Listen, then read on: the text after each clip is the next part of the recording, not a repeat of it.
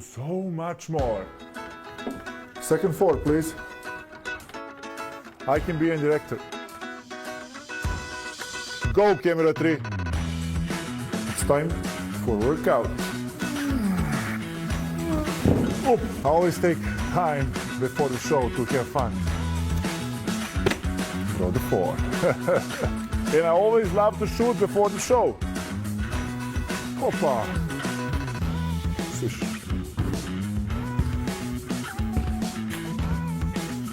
We know that was done in one take, right, Boban? One take. We're so glad that you're back on the show, especially because we're going to start with one of your former teammates, the Lakers at the Suns last night. Luka Doncic made his preseason debut. It's the first time we've seen him play since FIBA Eurobasket here, Perk. Let's pick this one up early in the first. Oh! Luka, that's how he started, right? He had a series of spin moves in the lane here. Come on, Malawatch did not ask for this. He did. Look at the footwork. And what was that called right there, Wendy? The slippery eel. Yep, look. Yes, it was. Despite what these highlights say, come on, actually, I feel like we need to say this. He did have a good game. All right, so Luka Doncic, he can't get the free throw here, but don't worry, as it's falling out of bounds, somehow he makes this pass, Wendy. Hey, listen, he's been getting ready.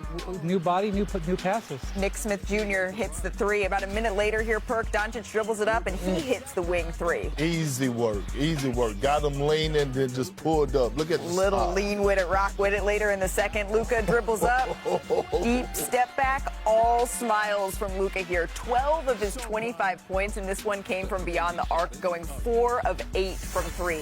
So the question, Perk, you had going into this one was what? How is DeAndre Ayton going to look? Well, this is him with Doncic here in the first.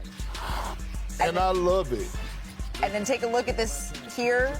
Clearing the lane, rolling to the basket. Here's Ayton on that connection with Luka Doncic.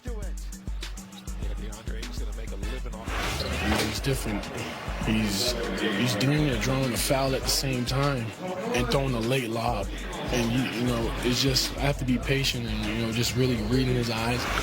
And you said you love it, Perk. I do. And look, DeAndre Ayton did an excellent job all night long of setting good screens like that with creating a mismatch. Luka draining the 3. He could make a living. And look, another great screen for Austin Reeves right there by DeAndre Ayton. You talk about sacrificing. Austin Reeves get his feet set. Yakum. Reeves finished with 25 in this one. I don't know where to count Yakum among that. Ayton finished with 10 points, 13 rebounds. As for Luka, he didn't miss a beat right in his preseason debut. 25 points, efficient night from the floor. The Lakers need that with LeBron out to start the year. Here he was after his debut game. I feel great. I felt great. It was probably better than I expected. Those first games are kind of rusty, but I was just very happy to be out there again. We've been having a good preseason. The chemistry is great, and for us to be great, we need to have a great chemistry. I'm real comfortable. I haven't really played with all the guys fully yet, but I love the way it's going. I love the progress, and I just love the commitment everybody's really pulling in from training camp to now. A lot of interesting stuff on the floor and a lot of interesting things said after this game. Malika Andrews here with Brian Windhorst, Kendrick Perkins, and of course, Boban is here with us as well, joining us in our Los Angeles studio. We have heard all summer about trimmed down Luka Doncic, Brian. Now we finally get to see him. What stood out to you? He looked in tremendous rhythm in this game for a guy who hadn't played all in the preseason. We saw the results of not only his hard work in the offseason, but all the time he put in playing with the Slovenian national team. He came in great rhythm. I liked how especially he got to the free throw line. I do think it's incumbent on me to point out that the Suns were just back from China and they basically sat almost all their rotation. Yes. But, okay, it doesn't, it was a real competition game. He looked good. Also, Austin Reeves was terrific in this game. Austin Reeves has had a great preseason, and between the two of them, they got to the free throw line 17 times. And without LeBron, you're going to need to have some more efficiency. And I think with Austin Reeves and Luka's usage going up without LeBron, you're going to see them hunting a lot of free throws. That's one of their specialties. Well, I love it because we got an opportunity to see the miniature 3. Luka, Austin Reeves, and DeAndre Ayton. Instead of a big 3? Because here's the thing, right? The future, right, is going to be determined on how well those guys have chemistry and how well they could play together. Austin Reeves, in my opinion, outside of DeAndre Ayton and what he brings in the interior, Austin Reeves is going to be that guy to get them over the hump. if you look at Luka and the success he had over the course of his career making deep playoff runs, he's always had that second primary ball handler that could create for himself and the others. And I'm looking at Austin Reeves to be somewhat of that Kyrie Irving or even that Jalen Brunson, because let's be real, we don't know how many games LeBron James is going to play this regular season, right? He's already started the season off injured. Concerning. So I'm looking at Austin Reeves to take that leap up from being that third option guy to being that second option guy. Well, and then there's DeAndre Ayton, right? We've been waiting to see how that connection is going to look with Luka Doncic. And that little lob we showed you, it was the only one of the game. That's promising. Boban, you've actually been, though, in Ayton's shoes. You have been that partner for Luka Doncic. What did you learn last night? Yes, I've been that. You know, like, look alike when somebody sets a screen for him. And this is good because he can basically attack everybody from 1 to 5. And I know sometimes figure out how playing with him, like I figured out he don't even need the screen. He just like can attack everybody just a little bit. When he get tired, he won't like that better screen, and it's easy to play with him. He'll find you every time. You see how he basically like looking for everything. I don't know how he do that, but this is like so easy for him, and for me, only need to score and make a layup. It feels like this is what the start of the season is going to be. Luka's going to create a lot of open looks. DeAndre Ayton is going to have to get used to having that sort of space, Brian. Luka's going to get his. Other guys are going to get open looks. Those other guys need to make the shots. Yeah, and I was impressed with DeAndre Ayton defensively last night. You can really see he knows that his job is to come in and rebound and make defensive plays. He had 13 rebounds in this game. He had, I think, 3 blocks and 2 steals, or 3 steals and 2 blocks, 5 stocks. He is really focused on being a defensive playmaker. I know that we're going to default to paying attention to the offensive end. I think the Lakers are going to score. I think they're going to get enough points. The question for me is, can they defend? That was one of the reasons they went out and got DeAndre Ayton. They needed better interior defense. He's not a great defender in his career, but he can make a difference, and you can see he's trying. The Lakers are in action against Luka's former squad tonight, although we do not expect to see Luka Doncic in this second night of a preseason back-to-back. I do want to stick in the West because we had some breaking news earlier today in the NBA as we bring in our senior insider, Shams Charania. Shams, Russell Westbrook was the biggest name left in free agency, but now he has a new basketball home. What more can you tell us?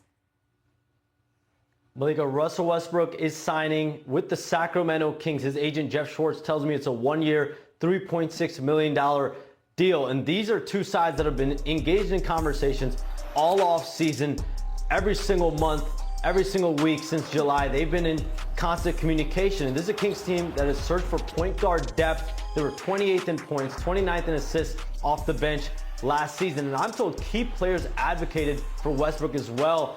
One of them being Domantas Sabonis. They played together in Oklahoma City. And then 2 other players, DeMar DeRozan and Zach LaVine, who have LA ties just like Westbrook. And he also knows their new assistant general manager, BJ Armstrong, from their player representation days together. And so after waiting for months, the one-time NBA MVP, Russell Westbrook, is back for his 18th season in Sacramento. 18th season in Sacramento. Shams, thank you very much. Westbrook, of course, has been a star in his role off of the bench the last couple of years. He's finished the top 10 in 6th Man of the Year voting, 3 straight seasons here, and now he's joining the Sacramento Kings. Perk, we were on a call together when this came across our phone screen. Shams breaking the news. Your instant reaction was what?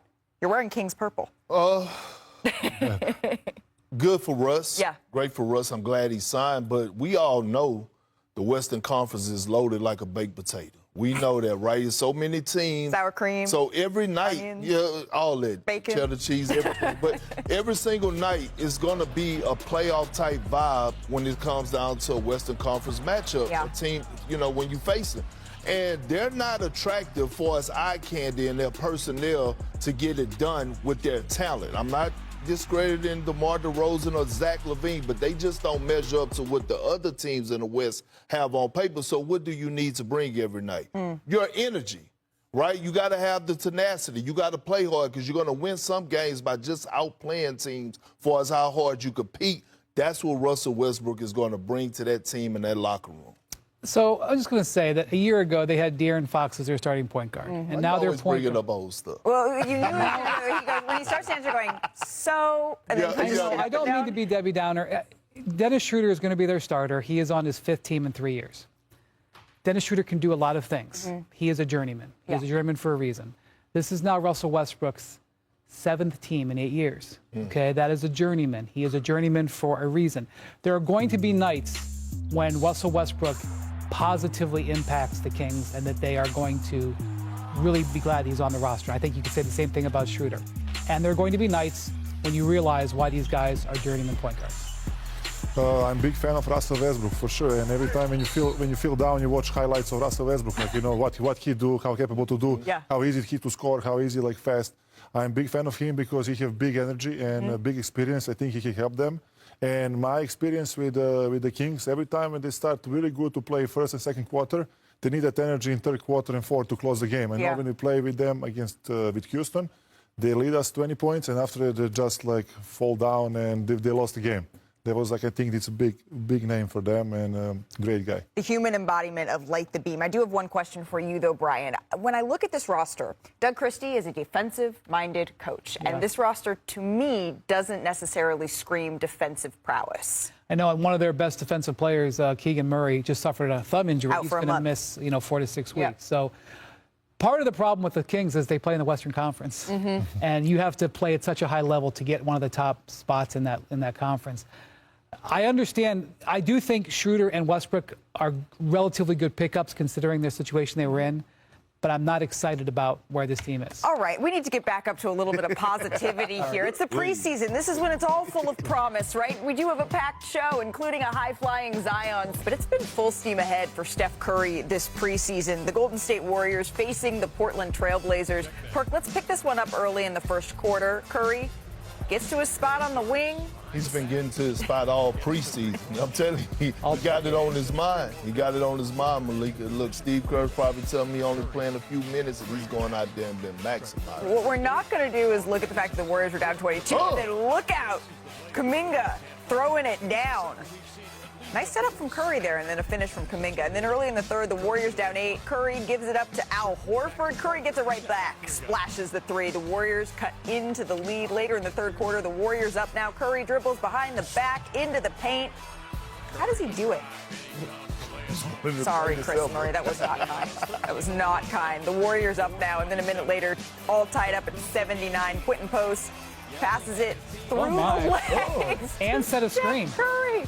A game-high 28 points for Curry. The Warriors win 118-111 in this one. And Steph, he looks to be in mid-season form already, and I think that spells trouble for the league. We know it's just the preseason, but he's put up 28 points on just 15 shot attempts. And what really stood out was his ability to get to the line. He took 13 free throws. That is something, Brian Windhorst, that he did once all of last season. And yes, there's been this conversation over the summer about Jonathan Kuminga and the holdout, and the Warriors haven't had a lot of run together.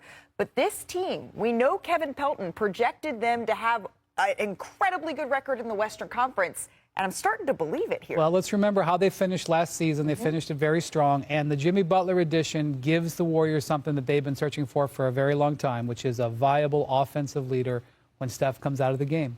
And so if you can give Steph fewer minutes, when he's out on the court, he can be more aggressive. You saw in that game, we had all those highlights of him going to the basket. Obviously, we know the man can shoot from the outside. He goes to the basket, he gets to the foul line, he expends more energy, he can do it in fewer minutes. The Warriors have this thought process. Everybody's got to stay healthy. Yep. But they have this thought out. And Jimmy Butler, I mean, it's not isolation under Steve Kerr is not something that happens. He runs a lot of it. He takes a lot of attention. That frees up Steph Curry. If the Warriors can click on all cylinders, health is the biggest piece of it. They feel very confident about this season. What do you say, guys? Let's go coast to coast, run through a little bit more preseason action around the association. First up, we had to Philly, where earlier today, Joel Embiid, Paul George participated in Sixers practice. Both players continue to recover from off-season knee surgeries. Brian, ball's coming back to you. What would a healthy Joel and Paul George mean? Well, I mean, it would be amazing. They could contend for the East if these guys played 65 games. How can I say that they will? What the crazy thing about Philly, last year they started the season with sky-high expectations and were a huge letdown. This year they come in with essentially the same roster, plus VJ Edgecombe, with no expectations. And that's not where you want to be, but that's their reality. And look, these guys are starting to play with the regular season tip-off in sight. Well, that means something. It does mean something. Philly fans are saying, all right, maybe we can get our hopes up here. Next, let's go to Milwaukee. Giannis, 16 points in 25 minutes, and the Bucks lost to the Thunder. But, Perk, what are your expectations for him this year? MVP-type expectations. He's going to put up monster numbers. And watch the area for as the assists. We know he's the most dominant player in the game for his paint points. Look at this. This is just child abuse down there inside what he's doing. But look, the assist numbers is what I'm going to be looking at. Doc Rivers said they want to play open, fast, and shoot a lot of threes. Giannis is going to be the primary decision maker. Well, sticking in the Midwest here, Donovan Mitchell, he scored a team-high 17 points. Lonzo Ball added 9 assists in the Cavs' 118-100 win over the Pistons last night. Brian, preseason Cavs Corner declaration. Is this the year Cleveland gets over the hump? I'm going to tell you something. This is a historic victory. You think I'm kidding? They hadn't won a preseason game against an NBA team in 3 years. But what I was so impressed about in this game was their passing. 33 assists. Lonzo Ball, Malika, with 9 assists in this game, passing the ball all over the place and also playing good defense. Well, sticking in Cleveland, Boban, this is for you. Your bestie, Let's Tobias go, Toby. Harris, flexed on the Cavs, 19 points, 5 rebounds. It's good, Toby. Show this muscle what you do on San Diego. Workout summer. Show that muscle, show that moves. I like it. When was the last time you talked to Toby? Recently, maybe a couple days ago. I was like, do the best you can, play the best game you can. Yes, and score and one every time when you can. Score and Knock one down every open time you shots, and can. this is who you What are. did he say to This that? is how we do. What did he say? He said yes. Oh, absolutely. Yeah, he said yes, ball. Well, you all, of course, of all the teammates you had, who did you play the most regular season games with? Who did you play the most games with? With Toby for sure. Huh? It's Toby for sure. Yeah, Toby for sure, because we changed so far 3 teams together. Yeah, I would yeah. say Toby for sure is correct. You guys played in 142 games, Yeah. 3 teams, including getting traded together Yes, 2 times. twice. 2 times. And we thought, since you decided to come back and hang with us today, we would bring in your friend, Tobias Harris. to The join bromance the show. is back, baby. The bromance is back. Bobby and Toby reunited on NBA Today. Toby, I'm not sure you caught the last episode of Bobby and Toby, the show that took place. Anyone who doesn't remember, though, we've got the clips. I wanted to bring that back for everybody here. Toby always look better, just to know. Make sure about that. We look better on the court. Oh my gosh. I think the dance moves, we should bring them back. This is how I taught Bobby how to dance. And then the Toby and Bobby show just exploded.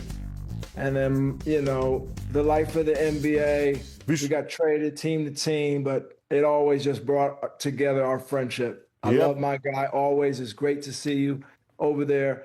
Hey, brother, you in LA right now? Always good to see you. Yeah, I'm in LA, but we need to continue. I work on that till we continue Bobby and Toby show. I just need your approval.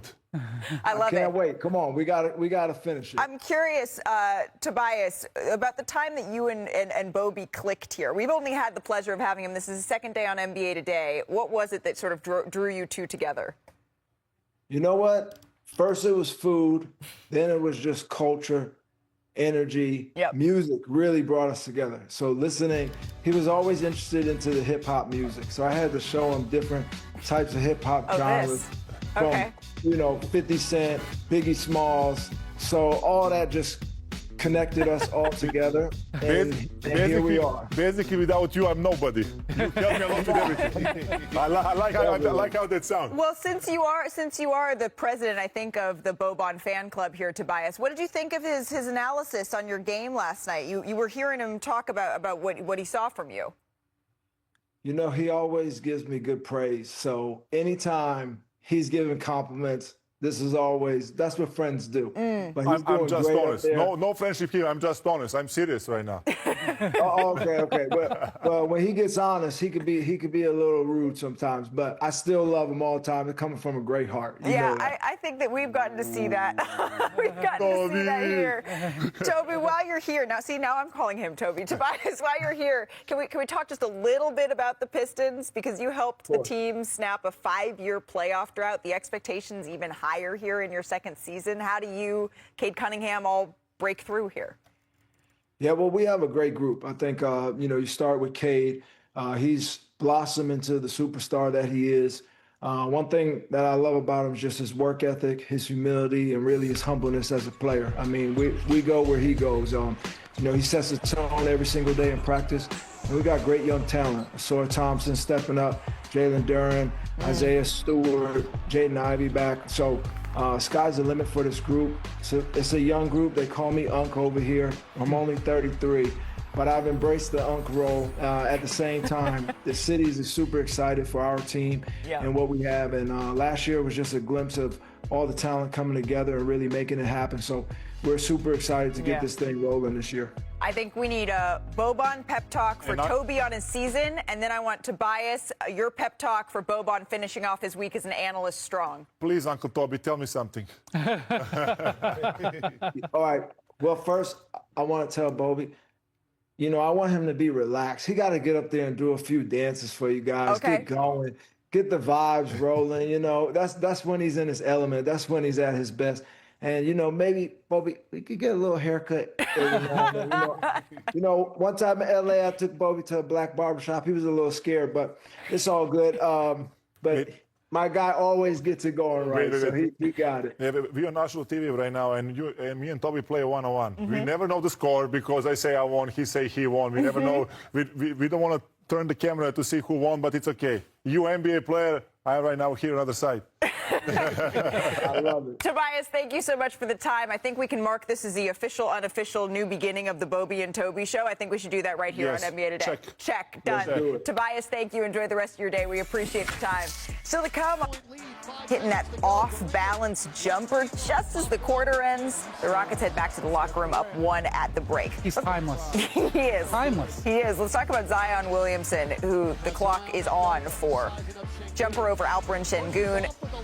He looks good, Brian. You just want to see it continue. If he's on the court, he's one of the greatest paint scorers in NBA history. I'm serious, but he's got to be on the court. And then Williamson taking it the other way. This is what the fans in Birmingham came to see. That 360 dunk right there. Let's take one more look at that here, Bobby.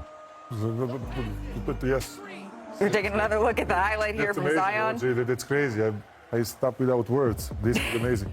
I could do that a long time ago, but right now I can't. We have a hoop in here. Don't tempt us with a good time. Under 3 minutes to go here in the third. Williamson on the matchup with Durant. Durant hits the floater plus the foul. Rockets get the preseason win, 130-128. But I hear Perk is standing on something. This is my camera. That's going to be your camera. Standing on business. John, you better stand on business. Stand on business. Hell yeah, we standing on business today. Standing on business. Hey, man, say, man, the Rockets on the way, man. Look, they have 2 aliens down there in Texas. One is Victor Wembanyama, and the other one is this young man right here, Amen Thompson. Everybody was panicking because of Fred VanVleet, but look at this 2-man game right here, this chemistry already. Cutting without the basketball, but look at the vision. The one-handed pass all the way to the corner to Jabari Smith for the knockdown tray ball. Very Jokic style. Listen, here we go again. Can't keep him off the glass, and we know that he's a dog. He's a pit bull. He's ready to ruffle the feathers. This is Clutch City, Vernon Maxwell type vibes right there with that energy. Here you go again, pushing the pace, cutting without the basketball. 6'7", 6'8", can finish around the basket. He comes back into the game and won. Amen Thompson, Ahmed Thompson, better known as Twin, is something special, generational talent. And look, they was beefing between the lines, but him and Jose afterwards, they dabbing it up. It's all love, it's all laughter. But at the end of the day, the Rockets got the win, and they got a special individual in that young man right there. And Amen Thompson. Amen, Amen. Which one is it? Well, Perk, you were standing on business with Amen. But looking at their starting lineup. You answer your prayers no matter what. You can't help but notice this is an enormous lineup here. Kevin Durant played center at times last year for the Phoenix Suns, okay? Yeah. Seriously. Not like 1 or 2 possessions. He played center for them. He is going to play 2 guard at times this year for the Rockets. It's one of the reasons why the Rockets are going to be one of the best defensive teams in the league, just the sheer size that they can put on the court and skill. Because the guys that they put out there, Amen Thompson's already showing improved offensive skill. We didn't even mention Tari Eason, who came off the bench in this game for 20 points. Yes, the Fred VanVleet injury maybe limited their total upside, but this team is to be reckoned with. And you have high praise for Amen Thompson. Yeah. I mean, it's my triple. I say triples? Triplets. Yeah, triples, because we have our twin in Detroit. He's here, he's in Houston, I'm here.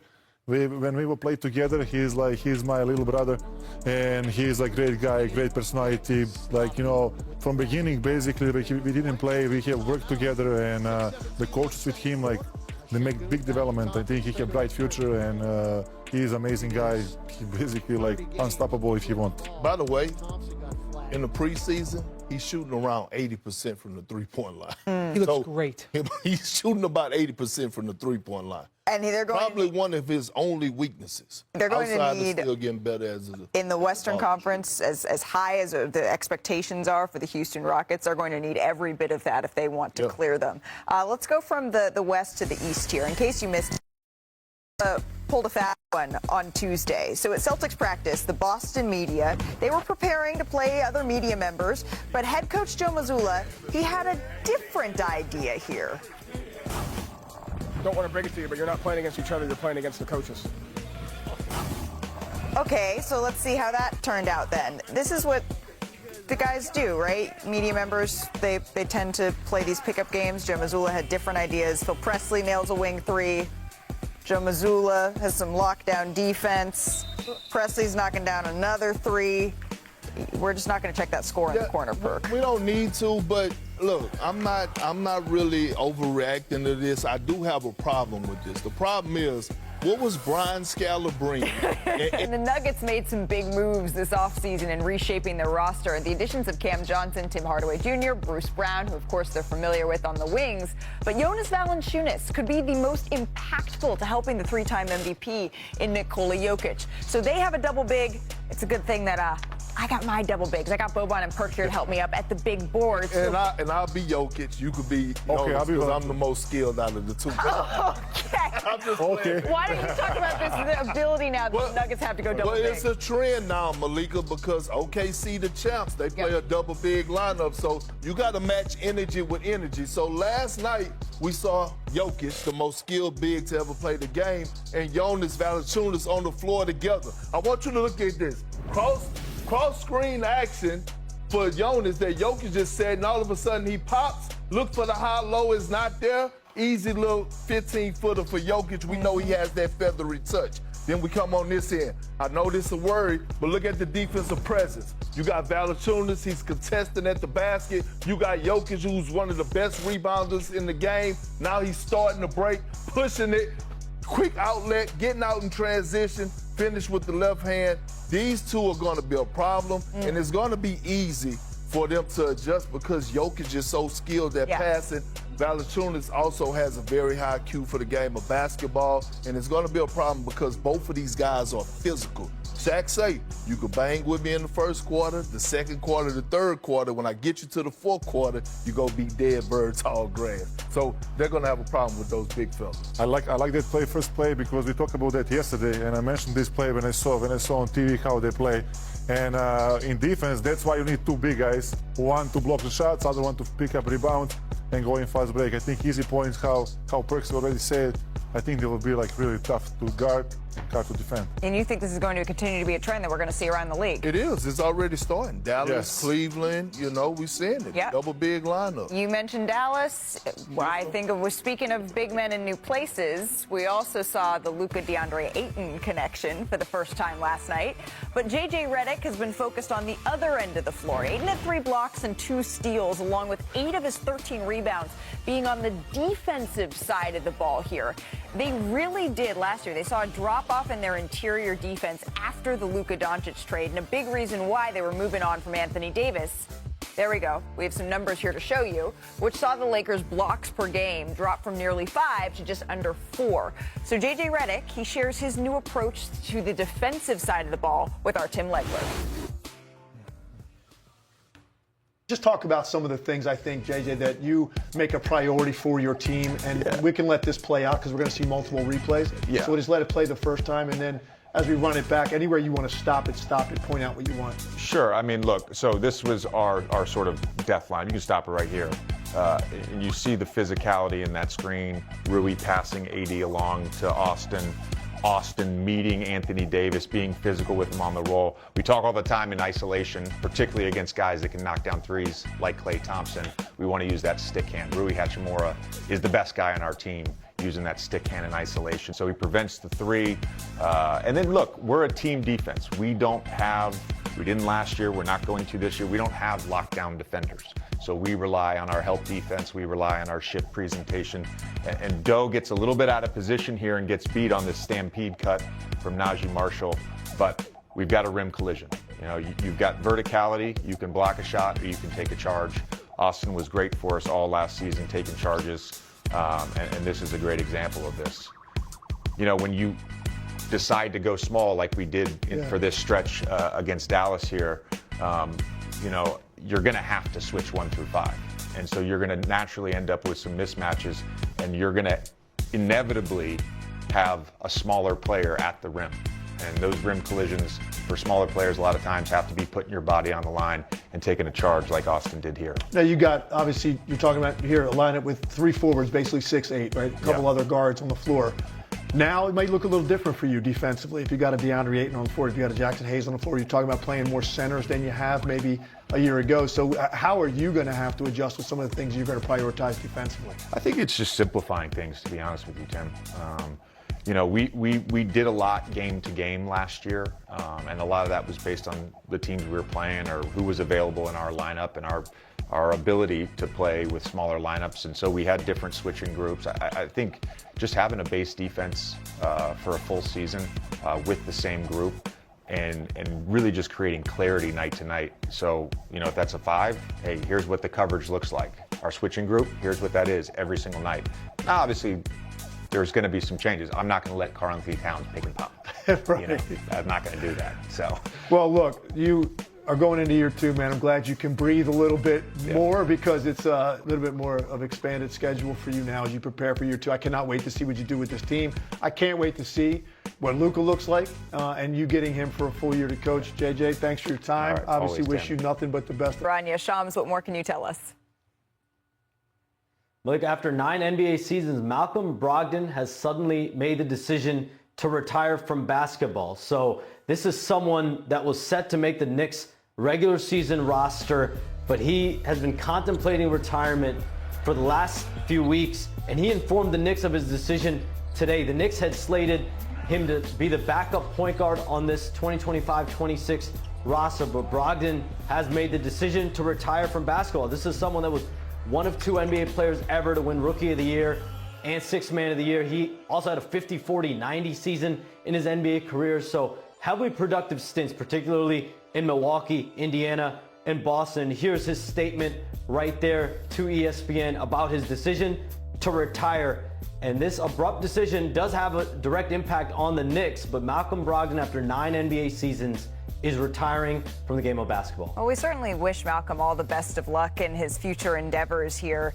I covered Malcolm when he was with the Milwaukee Bucks, and I really, really enjoyed getting to spend some time with him. He's one of the most thoughtful guys that you'll meet in the locker room, and certainly that translated to the court. One of 9 players, as you mentioned, to ever have a 50-40-90 season. So certainly wishing him all the best. Shams, thank you so very much for that insight. He mentioned it. Malcolm Brogdon is a former Rookie of the Year. We thought we'd check in on some rookies because the season starts in 6 days. These are the guys you're going to want to keep tabs on in their opening season in the NBA. First up, Jeremiah Fears. He was taken 7th overall by the Pelicans. Last night, he showed why. He had 26 and 4 assists against the Rockets. Perk, you've been high on the Pelicans. What are you thinking? I am. And look, he's going to have to provide some great minutes for them, especially while DeJounte Murray is out. But he's giving me some, Russell Westbrook type vibes with that, his athleticism, his spark, the way that he plays and approaches the game. I'm very high on this young man and the Pelicans this year. I said, what are you thinking? And like, what are you thinking? That's not how I meant it. I said, like, what's the thought process?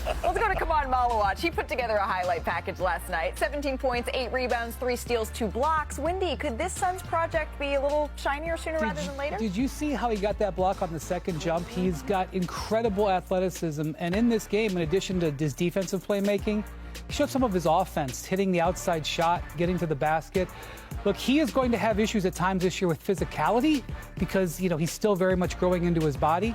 But he is going to be a playmaker with his athleticism, and you're going to see it all season long in Phoenix. Finally, Yang Hansen put up 9 points, 6 rebounds. But look at this massive fake. We're going to show it to you right now on Buddy Hield. Boban, does this surprise you? Right here. Here it is. He is good. like basically, why he even jump? He cannot reach. He cannot reach. This is the point. But it's good pump fake. It's good move. Like that's crazy. He's skilled. Well, he's skilled. I know. I watch him a lot. These maybe are some of the rookies that are a little bit more under the radar. Everyone at home's wondering, all right, well, we know there's one more that y'all are at least forgetting there, and that's Cooper Flagg. And Cooper made a solid first impression with his 3 preseason games, shown his full versatility, scoring, rebounding. He's even run point, of course, for Dallas. Coach Jason Kidd has given him no shortage of responsibility, and so far, so good for the 18-year-old. So let's go out to Vegas and welcome in one of our reporters covering tonight's game between the Mavericks and the Lakers, Tim McMahon. Howdy, Tim. I feel like I've been needing to bring a little more verve to my howdy. Cooper Flagg can play multiple positions. We've seen it in the preseason. What have we learned about how the Mavericks are going to use him? Howdy, Malika. They're treating this like a dress rehearsal, and that means they are going with the super-sized starting lineup. Again, the lineup that we saw Monday night in Utah with Cooper Flagg as point guard, P.J. Washington instead of D'Angelo Russell. Basically, you could say it's 2 forwards and 2 big men with Anthony Davis playing alongside Derek Lively. They will be big, but Jason Kidd says, hey, we're big, but we're not slow. They was really happy, encouraged by the pace they were able to play with Monday night in Utah. They're able to generate more than 53s. This is by far their best defensive lineup. That's the primary reason that they're going to use it. Will there be some growing pains with Cooper Flagg running the point? Probably, but they feel like, again, the pace and pounding the glass, they can make up for a lack of some shooting and creation in that starting 5 with Cooper Flagg at the point. For more on the impression that Cooper has made on the biggest stars in the NBA, you can check out Tim's article. It's up right now on ESPN.com. Tim, adios, amigo. This will be the last game for the Mavericks until their regular season tips off against the Spurs on ESPN next week. Perk, I'm going to start with you here. You've been big on Cooper at point guard. What exactly is it that you're most excited to see? Is it the AD Cooper pick and roll? Is it Cooper in transition? Is it Cooper passing? What piece? It's more so the chemistry between him and Anthony Davis. I think we're going to see a lot of that. And it's not just the pick and roll, right? It's the passing, the cutting, right? The kick aheads, right? Him driving, finding AD at that dunker spot. Like, he does so much because of his size, and I'm talking about Cooper Flagg. And he has a certain type of contagious energy about him, right? When he's on the floor, that's giving AD seem like a lot of life. Like, AD is playing like a monster right now. So, again, just those two matching, being on the same page, the more reps, the more that is going to come, the quicker it's going to come. I say for AD, I continue, because I remember when I played against him, he was like everywhere, not just in offense, he's his defense. One time he make block shot, and you already, immediately when you go in the paint, you already think, where is AD? Like, he will block me or not block me? Like, his momentum to make block shots, that's amazing, And I think they will play great defense, not just offense, they will play great defense too, and it's be hard to score over them. Is there any spacing concerns at all, Brian, knowing that they're going with the supersized line?